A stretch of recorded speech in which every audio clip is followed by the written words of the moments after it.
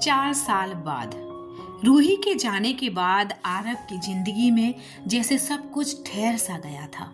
वो पहले जैसा मुस्कुराता खिलखिलाता इंसान अब एकदम खामोश और गंभीर हो गया था। इन 4 सालों ने उसके दिल और दिमाग पर ऐसे निशान छोड़े कि उसकी आंखों की चमक तक खो गई। वो चमक जो कभी उसकी पहचान हुआ करती थी। इन सालों में उसने खुद को पूरी तरह काम में झोंक दिया था। मेहनत और लगन से तो वो दुनिया का सबसे कामयाब बिजनेसमैन बन गया। हर कोई आरव के साथ काम करना चाहता था, उससे मिलना चाहता था, लेकिन वो अब सिर्फ अपने दफ्तर और काम तक सीमित था। वह उन्हीं लोगों से मिलता जिससे मिलना बेहद जरूरी होता। हर दिन की तरह आज भी आरव ठीक समय पर घर लौटा। घर पर सब लोग डिनर टेबल पर बैठे थे, लेकिन उसकी नजर किसी पर नहीं पड़ी। वो चुपचाप सीढ़ियों चढ़ते अपने कमरे की ओर बढ़ने लगा।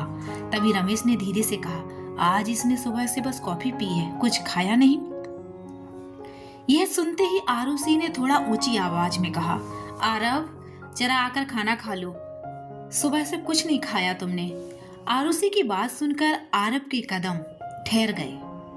वो बिना कुछ बोले डाइनिंग टेबल की ओर बढ़ गया। अरे तुम्हें उसे ये कहने की क्या जरूरत थी?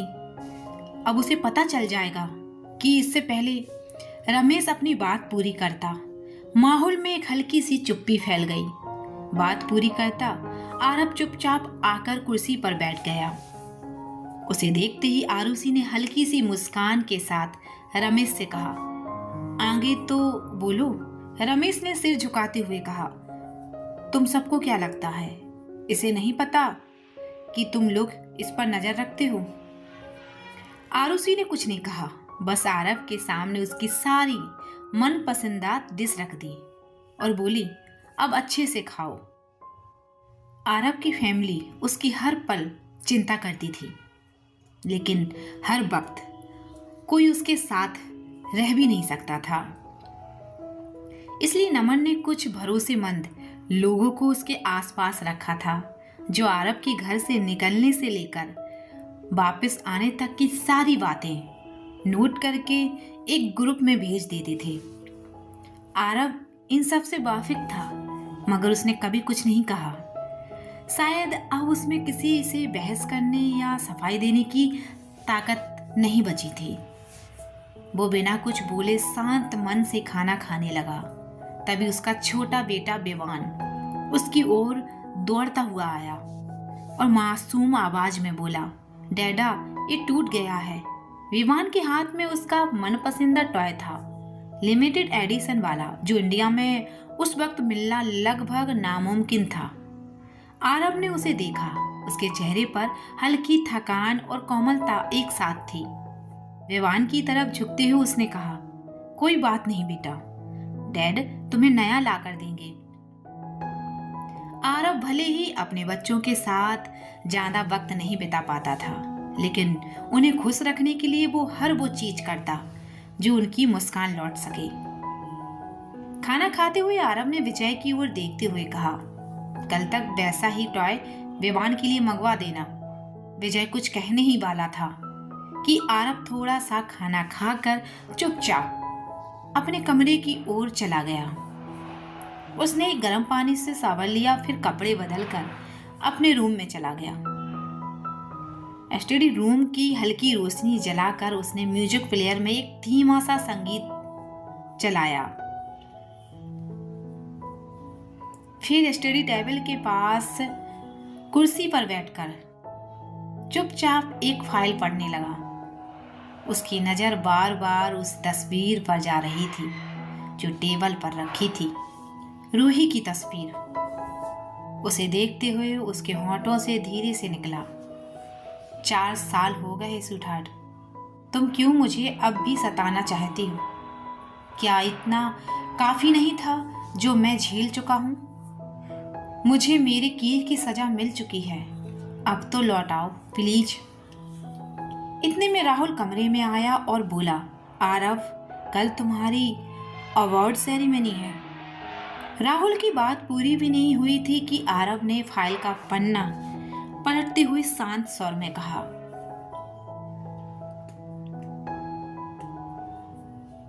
मैंने पहले ही कह दिया है मैं किसी सेरेमनी में नहीं जाऊंगा। राहुल ने गहरी सांस लेते हुए कहा। आरव, ये अवार्ड तुम्हें मिल रहा है, तुम्हारा वहां होना जरूरी है और तुम ऐसे नहीं टाल सकते। आरव ने बिना ऊपर देखे कहा, राहुल, अवार्ड्स मेरे लिए नहीं रहे। अब मेरे लिए तो जीत बस वही थी जो 4 साल पहले खो दी। राहुल कुछ पल चुप रहा, फिर बोला, सर, दुनिया आपको मिसाल मानती है और आप खुद को सजा दे रहे हैं। रूही को ये देखकर अच्छा नहीं लगता होगा। आरव ने धीमी मुस्कान के साथ कहा, शायद अब वो मुझे देखती भी नहीं, और अगर देखती भी है तो समझती नहीं। आरव अब पहले जैसा नहीं रहा। कमरे में वही सन्नाटा छा गया। बस हल्की हवा में रूही की तस्वीर का फ्रेम धीरे से हिलता रहा। स्टडी रूम में हल्की रोशनी थी और आरव अब भी अपनी फाइलों में डूबा हुआ था। तभी दरवाजा खुला। विजय अंदर आया और थोड़ा हैरान होकर बोला, आरव, यहाँ इतना सन्नाटा क्यों है? सब ठीक तो है ना? राहुल ने झिझकते हुए कहा, वो बात यह है विजय, कल आरव को बिजनेस आइकॉन अवार्ड मिलना है, लेकिन ये वहां जाने से मना कर रहा है। विजय ने बिना कुछ कहे टेबल पर रखी फाइल उठाई और शांत स्वर में कहा, आरव, कल की सेरेमनी में तुम्हें जाना ही है। आरव ने ठंडी सांस लेते हुए जवाब दिया, मैंने पहले ही कहा है, मुझे नहीं जाना। विजय ने पीछे मुड़ते हुए दृढ़ आवाज में कहा, यह कोई रिक्वेस्ट नहीं है आरव, ये फैसला है। तुम वहां जाओगे क्योंकि ये तुम्हारे काम की मेहनत का सम्मान है और इस बात पर अब कोई बहस नहीं होगी। वो राहुल की ओर देखते हुए बोला, तुम जाकर थोड़ा आराम करो, कल का दिन तुम दोनों के लिए लंबा रहेगा। आरव ने विजय की आंखों में देखा। पहले कभी वो बातों में उलझ जाता था, मगर अब बहस करने की उसकी आदत जैसे खो गई थी।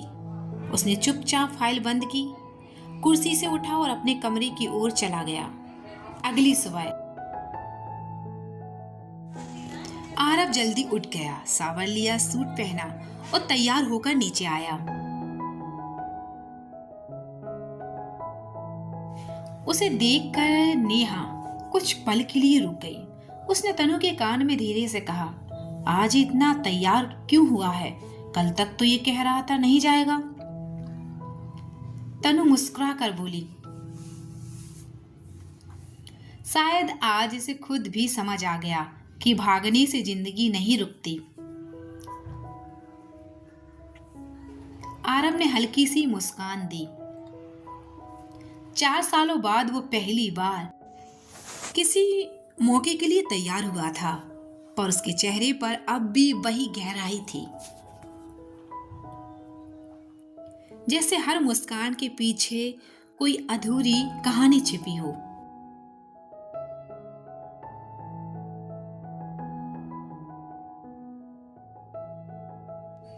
आज जीजू को अवार्ड मिलने वाला है। घर में सबके चेहरों पर खुशी थी, लेकिन हर किसी के मन में एक बात थी। आरव बाहर से भले ही शांत दिखता हो, अंदर से अब भी वही खालीपन लिए जी रहा है।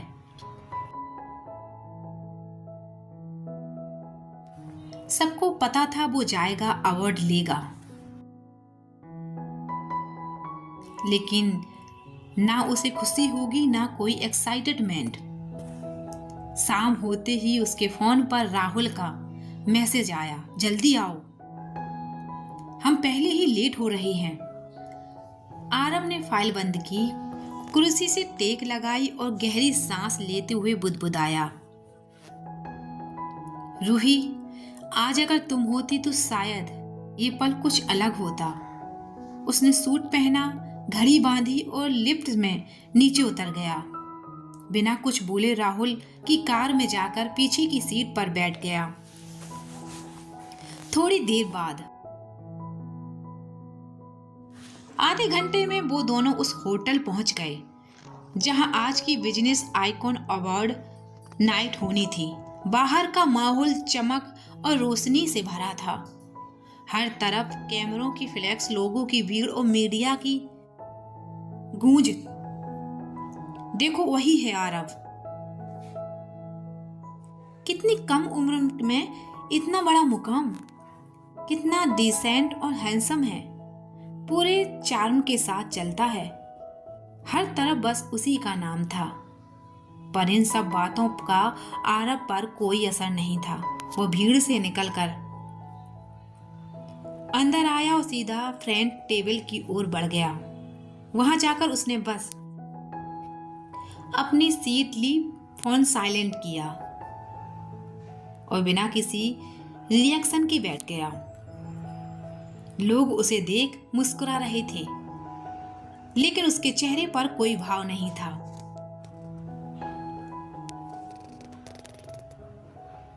बस एक ठहराव, जैसे वो वहां मौजूद होकर भी कहीं और हो। उसकी नजर स्टेज की बजाय एक जगह टिक गई, दीवार पर लगे उस कोने पर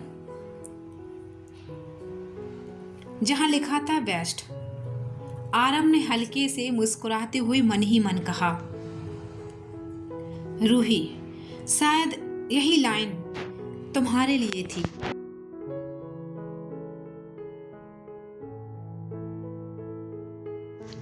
स्टेज पर अचानक अंधेरा छा गया। हॉल में बैठे सैकड़ों लोगों के बीच सन्नाटा फैल गया। तभी माइक के पास एक भारी आवाज गूंजी। वहां मौजूद सभी लोगों को मेरा दिल से नमस्ते। अंधेरे में खड़ा एक शख्स सबका स्वागत कर रहा था और जैसे ही लाइट्स ऑन हुई, हर नजर उसी की तरफ उठ गई।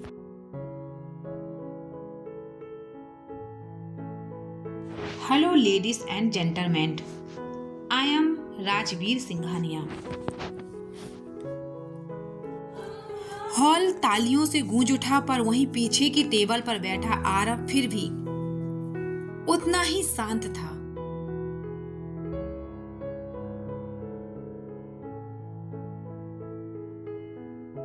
ना कोई एक्सप्रेशन, ना कोई रिएक्शन, जैसे उसे किसी चीज की परवाह ही ना हो। स्टेज पर मिस्टर और मिसेस सिंघानिया आते ही पूरा हॉल खड़ा हो गया। हर तरफ तालियां गूंज उठी। बस एक आरव था जो अपनी कुर्सी पर बैठा अब भी मोबाइल में गेम खेल रहा था। राहुल ने स्टेज की ओर देखा और उसकी आंखें चौड़ी रह गईं। उसके लब कांपते हुए बोले, आरव। पर आरव ने उसे अनसुना कर दिया, ये सोचकर कि वो उसे खड़े होने के लिए कह रहा है। लेकिन अगले ही पल एक आवाज ने उसके पूरे वजूद को हिला दिया।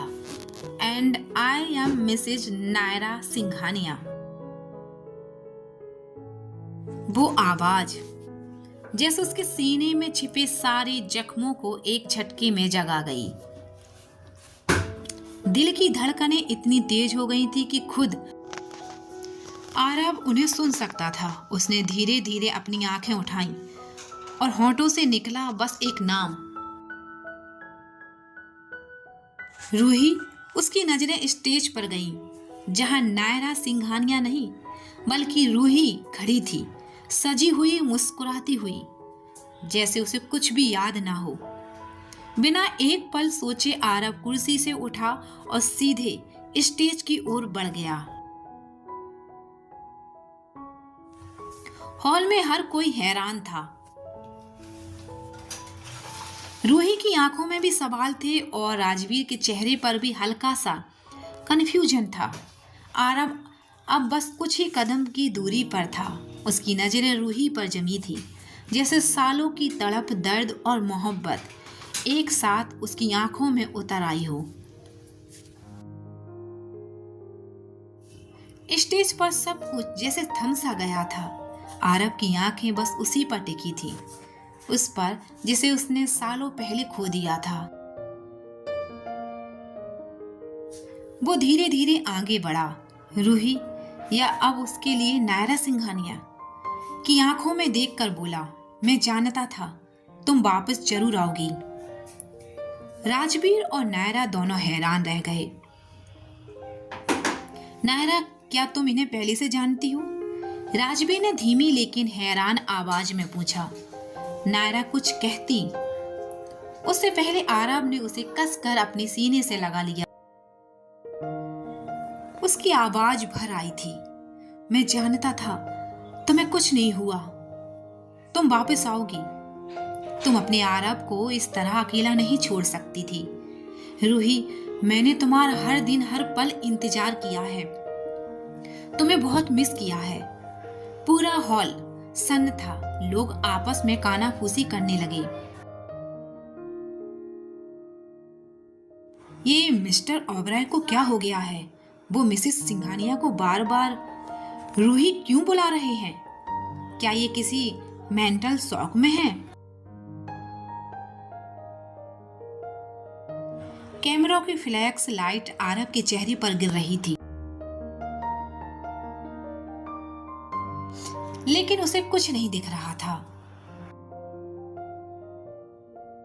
उसकी आंखों के सामने बस रूही थी। वो धीरे धीरे उसके चेहरे को अपने हाथों में लेता है, आंखों में आंसू लिए फुसफुसाता है, रूही, मैं